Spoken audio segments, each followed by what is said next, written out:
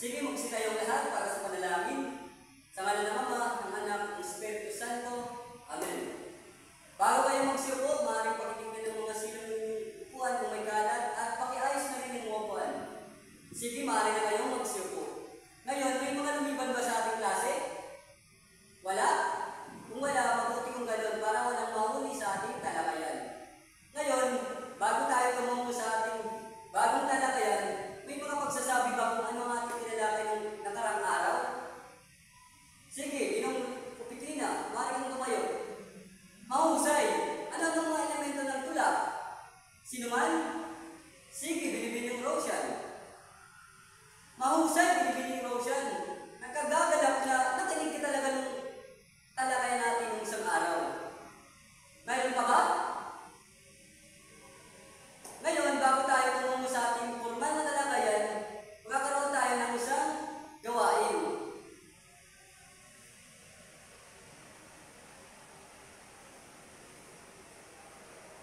Ang tanging gagawin nyo lang ay hulaan ang nakagulong letra at kung sino ang unang makahula ay siyang bibigyan ng unang karagdagang puntos. Maliwanag?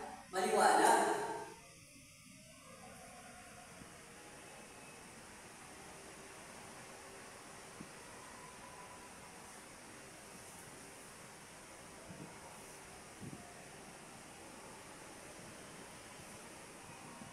Maraming salamat. Ngayon, may nihanda pa akong karagdagang gawain. Hahatiin ng klase sa 3 grupo. Bawat grupo ay kilalanin kung ito ay cognitive domain, affective domain, at psychomotor domain sa paggawa ng bangayaran. Maliwanag? Naunawaan ba? Sige, maaari na tayo magsimula. Lumilinang ng mga salubin, misyon at pagpapalaga ng mga pag-aaral. Lumilinang ng mga salubin, misyon at pagpapalaga ng mga pag-aaral. Lumilinang ng mga kasanayang motor at manipulative, psychomotor, pagpapaknay ng kaisipan at kilos psychomotor.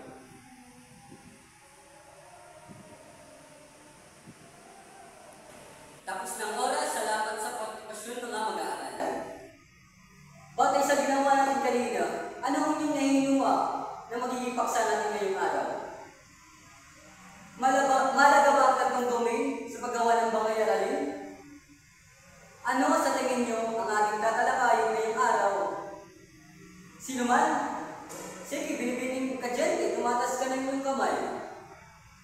Magaling! Ang ating tatalakayin ngayong araw ay mga layuning pampagtuturo.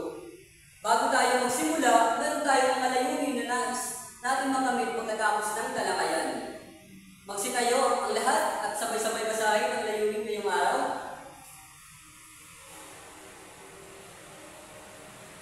Bago tayo magsimula, meron tayong mga layunin na nais makamit pagkatapos ng talakayan. Magsitayo ang lahat at sabay-sabay basahin ang ating layunin ngayong araw.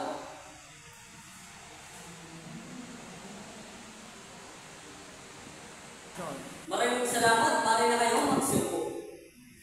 Tayo ay tutungo na sa ating formal na talakayan ay ang layuning pampagtuturo. Una, ang layunin at sopistikasyon ng pagkatuto. Hindi natatapos ang paghahanda ng guro matapos maghanda ng gagawin sa loob ng classroom. Dapat maging tiyak sa kung ano-anong mga matutuhan o gustong matamo ng mga mag-aaral sa isang klase. Pagtiyak sa level ng sopistikasyon. Kaya ang kawilian ng mga mag-aaral. Ang layunin pang pagtuturo ay nagsisilbing pusting pamantubay. Ang mga mitiin o sa English ay goals. Malawak na pagpapahayag. Halimbawa, inaasahan ng bawat mag-aaral na nakatapos ng high school ay magtataglay ng mga kalaman at kasanayang kailangan upang mapagdapanan ang kanyang karapatan at tungkulin bilang isang mamamayan ng isang demokratikong pamayanan. Ang mga tukumoy ko sa English ay aims. Mas tiyak at mas may focus kaysa sa mga mitiin. Nagbibigay ng isang tiyak na aralin kung walang tumuhin ay hindi maisasapat para ng mga mitiin. Halimbawa, natutukoy ang mga kinikilangang pahayag sa isang balita na ipapahayag ng mabisa ang kaisipan sa inyong pasalita o pasulat. Maliwanag? Maliwanag. Tumungo naman tayo sa mga mga domain ng layuning pampagtuturo. Una, cognitive domain. Lumilinang ng mga kakayahan at kalamang pangkaisipan ng mga mag-aaral. Pangalawa, cognitive domain. Lumilinang yung mga kakayahan at kalamang pangkaisipan ng mga mag-aaral. Pangkapatiran sa English ay cognitive. Mga halimbawa nito, una, nakapagkakala ng tumpak, sa English, record accurately. Nakapagbibigay, give. Naipapaliwanag, explain. Nakapagpapaliwanag, explain. Nakakatalakay ng mga katalinuhan, sa English ay discuss intelligently. Narito pa ang mga ibang halimbawa.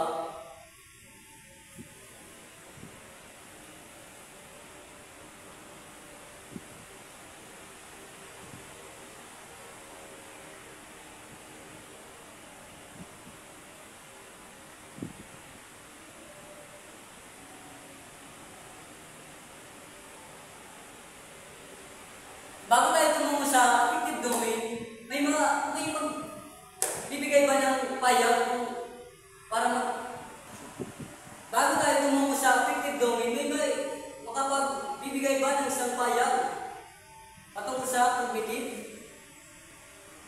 Sige, pinungpili na. Magaling! Ngayon, tumungo na tayo sa affective domain. Lumilinang ng mga salubin, emosyon at pagpapalaga ng mga mag-aaral. Padamdamin o affective, nakapagsasabalikat na ng pananagutan sa o assume responsibility for. Dalawa, nakapagmamasid ng masuri o observe strictly. At pangatlo, nakagamit ng matalino at mabisa o sa English ay utilize wisely and effective. Narito pang mga halimbawa.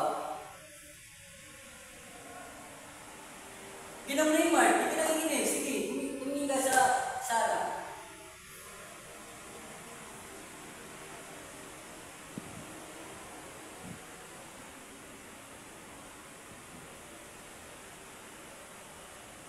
Ngayon, bago tayo tumungo din sa psychomotor domain, may makapagbibigay ba tayo na tungkol sa affective domain? Sige, binibining lalante. Magaling! Ngayon, tumungo tayo sa psychomotor domain. Lumilingan ng mga kasanyang motor at manipulative. Psychomotor o pagkakaunay ng mga kaisipan at kilos psychomotor. Una, nakayayari o nakabubuo, sa English, construct. Nakapag-ahanda o nahihanda, prepared. Nakagagamit, use. Naisasaayos, arrange. Nakapagsasagawa, execute o perform. Narito ba ang mga ibang halimbawa? Tumingin sa mga pisara.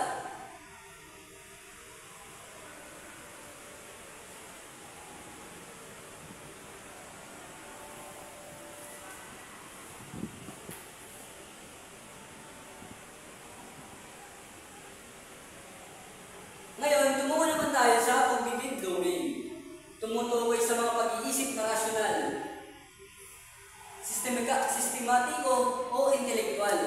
Karamihan sa mga kapatiran tungkol sa cognitive domain ay nagbugat sa mga pag-aaral ni Benjamin Bloom at iba pa niyang kasamahan. Alam niyo naman kung sino si Benjamin Bloom, di ba? Magaling! Kaalaman, paggunita at pag-aalala sa mga lutuang impormasyon, tukuyin, alalahan at ulitin. Halimbawa, natutukoy ang mga lalawigang bumubuo sa Region 7. Comprehension sa pag-unawa. Binibigyan din ng pag-unawa sa kahulugan ng impormasyon, ipaliwanag, ilarawan, hanapin, isalin. Halimbawa, ilarawan ang nararamdaman ng pangunahing kahuan ng marating nila ang tuktok ng mundo. Maliwanag? Maliwanag. Aplikasyon. Paggamit ng natutuhan sa iba't ibang paraan, klasifikasyon, diagram, lipat. Halimbawa nito, nagkagagawa ng isang diagram sa mga pangyayari sa kwento. Analysis. Nangangailangan ng pag-unawa sa ugnayan ng mga bahagi. Tukuyin sangi at bunga, pinalangin, totoo at paktual. Halimbawa nito, napag-uri-uri ang mga pahayag sa isang babasahin sa pamamagitan ng pagsulat ng letrang P para sa mga paktual na pahayag at O para sa opinion. Naintindihan ba? Okay, sige, tumuha tayo. Synthesis. Paglikha ng bagong kaalaman. Lumika, umalangkas, sumulat. Halimbawa, lumika ng isang maikling kwento tungkol sa mga pakikipagsapalaran ng isang batang explorer. Ebalwasyon. Pagbuo ng sariling pagpapasya sa liwanag ng mga nilahat ng kriteriya, dilatisin, pangatwiranan, suriin at timbangin. Halimbawa, dilatisin ang mga argumento sa isang debate at pagbigay ng sariling pananaw. Nakasusunod? Sige. Ngayon, meron pa akong activity. Ang klase ay hatiin sa 3 grupo. At ang bawat grupo ay magbibigay ng kani-kaninang paksa sa 3 uri ng bangay-aralin, masusing bangay-aralin, wala masusing bangay-aralin, maikling bangay-aralin. Pagkatapos ay may presenta sa harap ng klase ang napiling paksa. Klaro ba ang panuto? Maaari na kayong pumunta sa inyong mga kagrupo. Unang pangkat, kayo ang mauna. Napakagaling. Maaari na nyo bang bigyan ng masigamang palakpakan ang unang pangkat?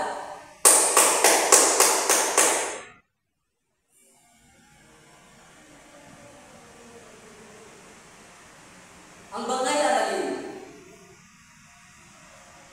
Isang plano ng mga aralin, ang bangay-aralin, tanawin bilang script na sinusunod ng guro sa pagtuturo ng isang paksa para sa isang tiyak na oras at panahon.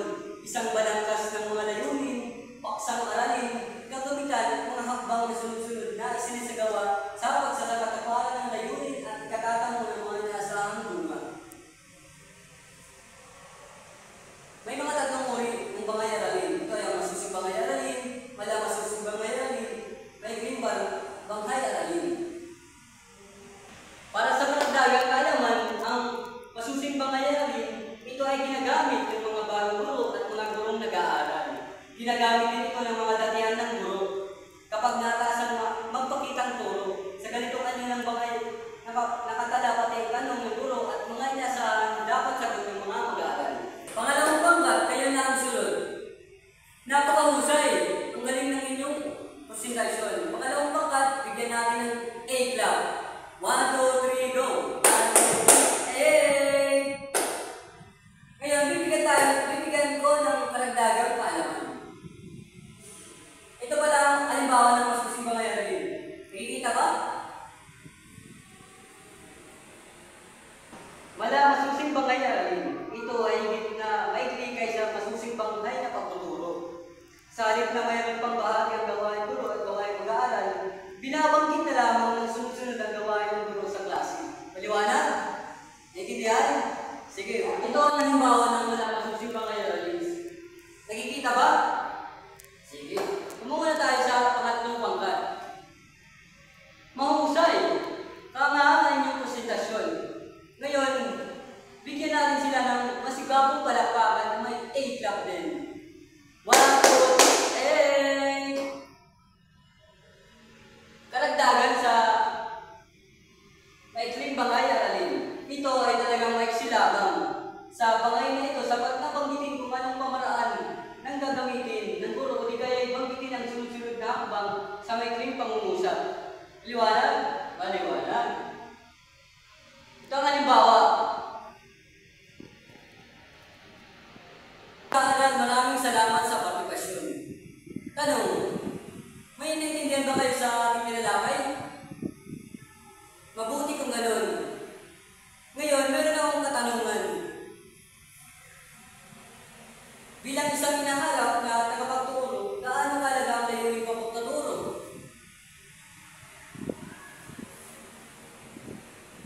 Magaling! Sa kabuuan, ang layunin pang pagtuturo ay isang malagang bahagi ng proseso ng pagtuturo. Dapat itong maingat na planuhin at isalang-alang upang matiyak na ang mga mag-aaral ay matutunang epektibo. Ang mga guro ay may pananagutan na maunawaan ng mga layunin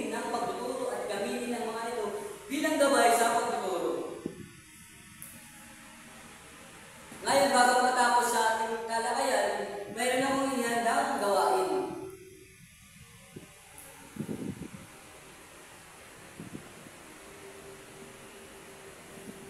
Sige, magsimula ng lahat para sa panalangin. Sa ngalan ng Ama, ng